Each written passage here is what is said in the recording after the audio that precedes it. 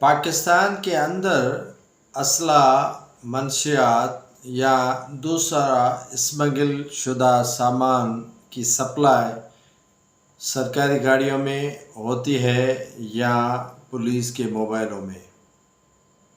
ये किसी से बात ढकी छुपी नहीं कि सरकारी जितने भी बड़े अमलदार हैं वो मनशियात का कारोबार हो या कोई और ममनुआ धंधा हो, वो अपनी सरकारी गाड़ियां और प्रोटोकॉल में ही किया करते हैं।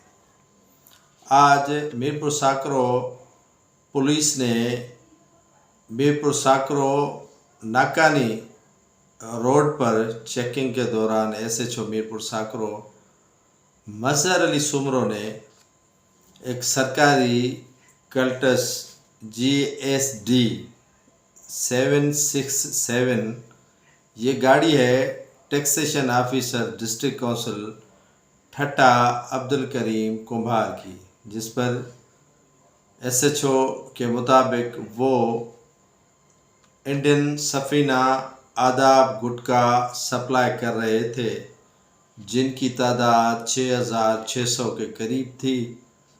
वो चेकिंग के दौरान पकड़ी गई।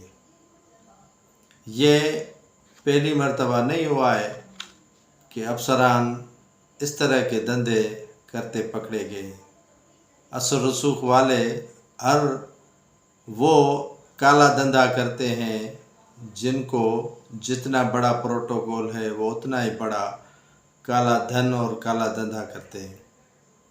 पुलिस ने गुटखा सप्लाई करने और उन टैक्सेशन ऑफिसर डिस्ट्रिक्ट काउंसिल ठट्टा अब्दुल करीम कुम्हार और उनके साथियों पर मीरपुर साकरो थाने पर मुकदमा दर्ज कर लिया है। उसमें गुटखा एक्ट के तहत 2019 सेक्शन 3458/135 2023 के तहत मुकदमा दर्ज करने के बाद ऑलरेडी उनको गिरफ्तार कर लिया गया है।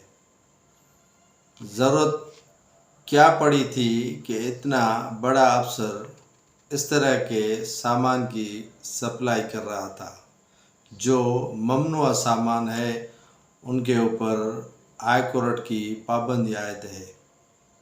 ये सरकारी गाड़ी न होती तो शायद ये इस तरह गुटखे, पान पराग और इस तरह की अशिया स्मगलिंग करने की या सप्लाई करने की कोशिश ही न करते। लेकिन उन्होंने अपने ओहदे और अपने गाड़ी के सरकारी नंबर प्लेट का नाजायज़ फ़ायदा लेते हुए ये घिनौना काम किया, जो शायद इस अफसर या जो भी इस घिनौने धंधे में मुलव्वस अफसरान हैं उनको ज़ेब नहीं देता। ज़रूरत इस अमर की है कि इस कारोबार करने वाले अफसरान को या तो ओहदा छोड़ लेना चाहिए या ये काला धंधा और घिनौना कारोबार बंद कर लेना चाहिए।